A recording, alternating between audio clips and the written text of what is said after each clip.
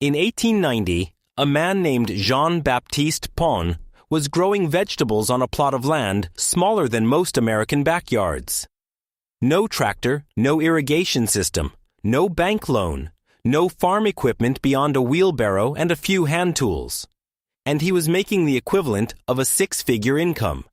Not from hundreds of acres, not from a commercial greenhouse operation, from roughly 1.5 acres of hand-tended garden beds on the outskirts of Paris. When researchers began documenting these growers in the late 1800s, they couldn't believe what they were seeing. Yields per square foot that exceeded anything modern farming equipment would achieve a century later. Year-round production in a climate that should have made that impossible. Soil so alive, so deep, and so rich that it was generating heat in the dead of winter, warming the roots of crops that had no right to be growing in January. And then, within a single generation, the entire system disappeared.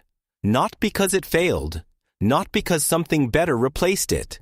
It disappeared because something cheaper replaced it. Something that worked at scale, something that fed cities, but impoverished the farmers doing the feeding. Today, we're going to rebuild that system. By the time this video is over, you'll understand exactly how the Paris market gardeners turned small plots of ordinary city fringe land into engines of perpetual income, and how you can do the same thing on a quarter acre starting this season. But first, you need to understand what was lost and why. Paris in the 1800s had a problem that modern cities have forgotten. The city needed fresh vegetables every single day for millions of people. And there were no refrigerated trucks, no cold storage supply chains, no imported produce from distant states. What the city ate had to be grown close enough to arrive at market the same morning it was harvested. The men and women who solved this problem were called le maraîchers, the Paris market gardeners. They occupied a ring of land just outside the city walls, small plots ranging from half an acre to 2 or 3 acres. The land wasn't particularly special. The climate wasn't forgiving. Paris winters are cold, gray, and long. What was special was the method. The maraîchers had spent generations learning one specific lesson. When land is limited, you don't optimize for convenience. You optimize for output per square foot. Every inch of soil either earned money or it didn't. Idle ground was a financial liability. They treated their beds the way a merchant treats shelf space. Every square foot had to be producing something at all times. To accomplish this, they built a system with 4 interlocking parts: deep soil preparation, constant succession planting, season extension with glass and compost heat, and direct-to-market selling that cut out every middleman. By the 1880s, the best Paris market gardeners were harvesting year-round, coaxing 2 or 3 full crop rotations out of a single bed in a single year.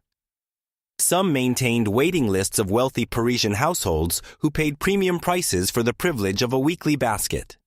And then the 20th century arrived. Tractors arrived. Chemical nitrogen fertilizer arrived. The entire logic of agriculture shifted from output per square foot to output per labor hour. Wide rows made sense if a machine was passing through them. Deep, hand-tilled beds made no sense if a plow could do in an hour what took a gardener a week. The French intensive system wasn't disproven. It was simply incompatible with a new industrial mindset. It was abandoned, not in a dramatic moment, but gradually as the men who knew it aged and died. And nobody thought to write it down seriously until it was nearly gone. In the 1970s, an American researcher named John Jeavons began excavating what was left of that knowledge. He traveled to France, interviewed elderly gardeners, studied the old documentation, and brought the method back to Northern California to test it rigorously. What he found confirmed everything the old record suggested. French intensive beds produced 4 times the food of conventional garden rows. The soil improved every year rather than depleting. The labor was intense, but the return on that labor, measured in dollars per hour, was extraordinary. His work is now published. The research exists, and yet, most gardeners in America have never heard of this system Because the industrial agriculture industry, valued at hundreds of billions annually, has no incentive to tell you that your backyard can replace your grocery bill. Most people who grow vegetables do what they were taught. Till a row, plant seeds, walk between the rows to weed and harvest, wait, harvest, till again next season. That system was designed around one constraint, the width of a horse and later a tractor. The French intensive system was designed around a completely different constraint, the reach of a human arm. Narrow beds never compacted. A bed is never wider than you can comfortably reach from either side, typically 30 to 48 inches.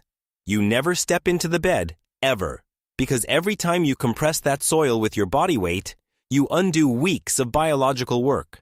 The soil structure collapses. The air pockets close. Roots have to fight to move through it. Instead, you work only from the edges. The bed stays loose, airy, and alive. Deep preparation, the double dig. Before planting, the soil is worked to a depth of 24 inches or more, not 6 inches like a typical tiller. Not 12 inches, 24. Done by hand with a technique called double digging. You remove the top 12 inches of soil, loosen the subsoil beneath it, then return the topsoil enriched with massive quantities of compost. The result is not soil, it's a sponge. Water moves through it perfectly. Roots drive down easily. The biology explodes. A carrot that would take 90 days in ordinary ground can reach maturity in 60. A lettuce head that would be modest in a typical bed becomes dense, large, and market-ready faster than any seed packet would predict. This depth is what separates decorative gardens from income-generating ones. High-density hexagonal planting. In a conventional row garden, plants are spaced to give each one room to grow without interference. 12 inches between lettuce heads, 8 inches between beet plants. It seems logical until you realize that the space between those plants is growing nothing. French intensive plants crops in a hexagonal pattern, offset rows. So each plant sits in the gap between the two plants ahead of it. When mature, the leaves of neighboring plants just barely touch.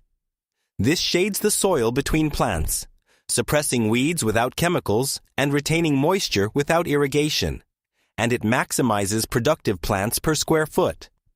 A bed planted this way can hold 30 to 50% more plants than a conventional row garden of the same size. Every additional plant is additional income. Succession planting, the engine of continuous income. Here is where most gardeners leave the most money on the table. They plant a bed in spring. They harvest in summer. The bed sits empty through fall. That empty bed is not neutral. It's costing you money. Land you own, soil you've built, location you've secured. Producing nothing. The Paris market gardeners had a rule. A bed is never empty. The moment one crop comes out, another goes in. Not eventually, that day. They achieved this through meticulous planning, staggering plantings, so that as radish is finished, a flat of lettuce seedlings was already 4 weeks old and waiting. As lettuce finished, carrot seed was ready to sow. As carrots came out in fall, a cover crop went in to protect the soil through winter. A single 100 square foot bed managed this way might produce 5 or 6 distinct crops per year. Compare that to the typical garden's 1 or 2. The economics are simple. If a bed with 1 crop per year earns $200 in produce, the same bed with 4 successions earns $800. Land cost identical, soil cost identical. Only the planning changes. Soil as the engine, the real secret. None of this works without the soil. The Paris market gardeners had access to something that powered the entire system, the horse manure of Paris itself. In the 1800s, the city had tens of thousands of horses. Their manure had to go somewhere. The maraîchers paid to receive it. They composted it in deep beds between their growing plots, mixing it with straw and organic waste until it transformed into something that was half compost, half heat generator. Fresh horse manure composts hot, 120, 130, 140 degrees Fahrenheit in the center of a good pile. The market gardeners used that heat. Glass bell jars called cloches or cold frames made from old window glass were placed over early plantings. Underneath, the decomposing manure warmed the soil. Above, the glass trapped the sun. Inside this microclimate, plants grew in February that had no right to exist in February. Early crops meant first-to-market status. First-to-market meant the highest prices of the season before supply caught up with demand. A gardener who could offer fresh lettuce in March while everyone else waited for May wasn't just selling lettuce. They were selling scarcity. Today, you don't need horse manure from Parisian stables. You need compost. Deep, rich, biological compost built from kitchen scraps, yard waste, and any animal manure you can source locally. The principle is identical. You build the soil first, and the soil produces the income. This is the part nobody in the agriculture industry wants you to think about too carefully. The French intensive system was not proven wrong. No researcher discredited it. No crop failure condemned it. It was simply inconvenient for the direction 20th century agriculture wanted to go. Industrial agriculture optimizes for one thing: output per acre at continental scale. To do that, you need machines. To use machines, you need wide rows. To fertilize wide rows cheaply, you use synthetic nitrogen. To control weeds in wide rows, you use herbicides. Every one of those choices makes the French intensive system look inefficient if your goal is continental scale production. But if your goal is income from a quarter acre, the logic completely inverts. Industrial agriculture earns pennies per pound on commodity crops because everyone is growing the same thing at the same time for the same buyers. French intensive produces premium crops sold fresh, sold locally, sold directly to customers who are paying for quality they cannot get from a grocery store. A pound of supermarket lettuce earns the farmer maybe 15 cents after costs. A head of beautiful same-day harvested variety-specific lettuce sold at a farmer's market commands $2 to $4. Same crop, same soil, completely different financial reality. The system wasn't replaced because it failed the farmer. It was replaced because it was incompatible with a food system designed to make farmers dependent on input companies, shipping companies, and retail chains. Once you understand that, rebuilding the system on your own land feels less like a hobby and more like an act of financial intelligence. Let's be specific. Land. A quarter acre is more than enough. Many successful growers work on far less. The Paris gardeners making six-figure equivalents were working 1 to 2 acres full-time before modern seed breeding improved yields. A quarter acre intensively managed is a serious income source. Tools. No tractors, no tillers. A good spade. A broad fork for deep aeration. A hand rake. A soil blocker for starting transplants, and a hori-hori knife for transplanting. Total $150 to $300 for quality tools that will last decades. Compost. Your primary ongoing input and your primary competitive advantage. Start building your compost system before anything else. Run 3 bins in rotation. 1 actively building, 1 maturing, 1 finished.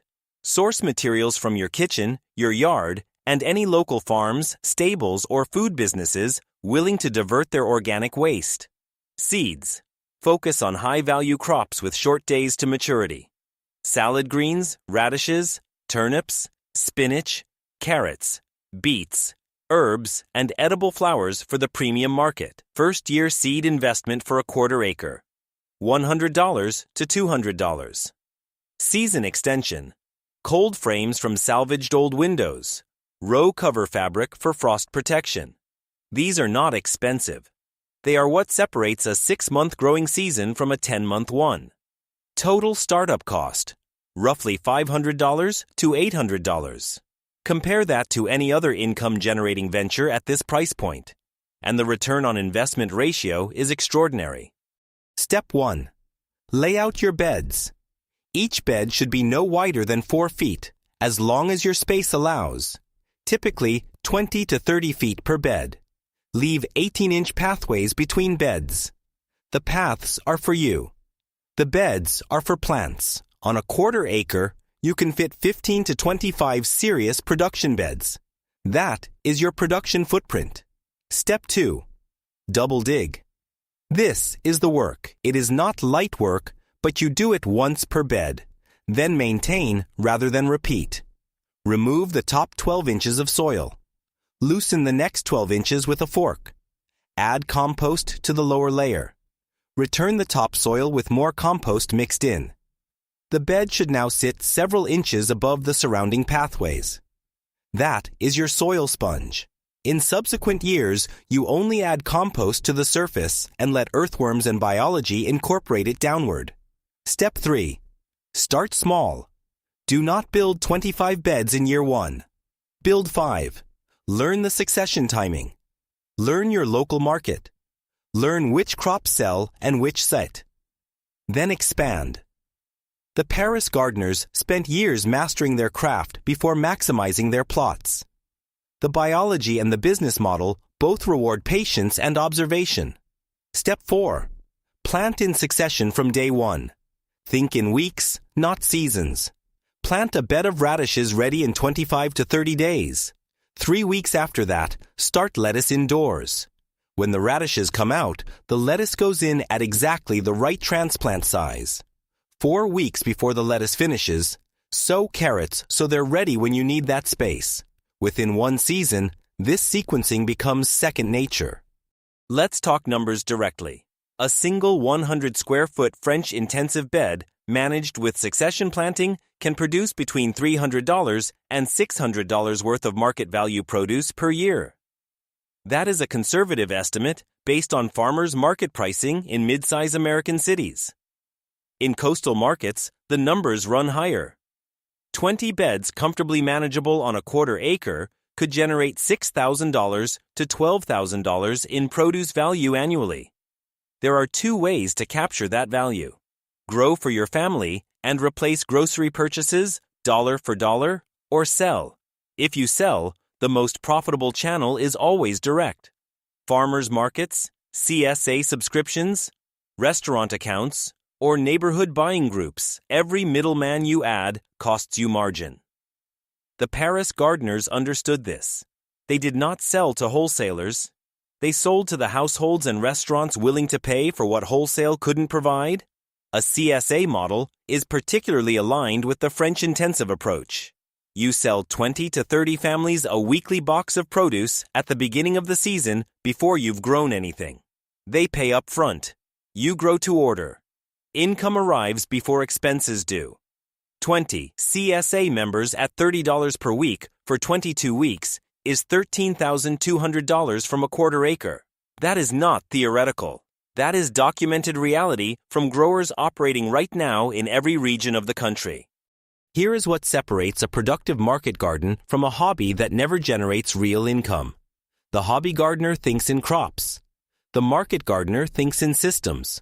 A hobby gardener asks, "What should I plant this spring?" A market gardener asks, "What will this bed be producing every week from March through November? What does each crop need to have already been started before the previous one is harvested? And which crops are commanding the best prices right now in my local market?" The difference is not effort. Both gardeners work. The difference is planning density. How many decisions get made in advance? How much of the season's income is locked in before the first seed goes into the ground? The Paris market gardeners kept meticulous records. They tracked which beds produced what, which successions worked seamlessly, which crops commanded the best prices at which times of year. They were not romantics. They were small business operators who happened to work in soil. If you approach this as a business with a planting calendar, a marketing plan, and a commitment to understanding your local customer, a quarter acre is not a hobby. It is an income source that improves every year as your soil deepens and your skills compound. Sit with this for a moment. The French intensive system was generating 6-figure incomes from small plots in a city with no Amazon delivery, no refrigeration, no synthetic fertilizer, and no power tools. With hand labor, with horse manure, with glass jars turned upside down over seedlings in February. The inputs were simple. The biology was understood. The market was direct and local. The income was real. Everything that replaced it, the tractors, the chemicals, the commodity pricing, the consolidated grocery chains, optimized for scale and convenience, not for the farmer, but for the system that sells to the farmer and buys from the farmer and profits on both ends. Most American families now spend $10,000 to $15,000 per year on food. Much of that goes to packaging, shipping, retail markup, and corporate margins held by companies with no relationship to the land that grew what you're eating. A functioning French intensive garden, even one that covers only your family's needs without selling a single vegetable, can displace thousands of dollars of annual spending. One that sells a fraction of its output generates meaningful supplemental income. One managed as a full operation on a quarter acre can produce a primary income in the right market. But beyond the money, there is something else. Something the maraîchers understood, and that Javens documented, and that every serious practitioner of this method eventually experiences. When your soil is genuinely alive, biologically rich, deep, and dark, growing things in it feels different. The plants respond visibly. Growth rates are faster than they should logically be. The flavor of what you grow bears no resemblance to what comes wrapped in plastic from a warehouse somewhere. You are not fighting the land. You are partnering with it. Year 1, you are building. Year 2, you are learning. Year 3, you are producing seriously. Year 5, you have a quarter acre that has become, through careful stewardship, a genuinely extraordinary piece of ground capable of producing more food per square foot than almost any farming system in the world, with no dependence on inputs you don't control, no supply chain that can fail you, no commodity price that can ruin you. 10 years from now, food prices will be higher. Supply chains will have had more disruptions. More families will be anxious about what grocery store inflation means for their monthly budget. You will walk out to your beds in the early morning, pick a basket of greens that were in the ground an hour ago, and understand in a way that is hard to put into words why the Paris market gardeners guarded this knowledge so carefully and passed it down so deliberately for over 2 centuries. This is not a hobby. This is not a trend. This is a system that was set aside not because it failed, but because it made the farmer independent. And independent farmers don't need to buy what industrial agriculture is selling. The knowledge has always been here. The ground beneath your feet is waiting. The information is here. The system works. The only thing left is to start digging. If this story changes how you look at the soil beneath your feet, please subscribe and like the channel. We are uncovering the history and the systems that they tried to bury. Grow your own independence and plant the seeds for a better future. The next treasure of knowledge will be revealed soon.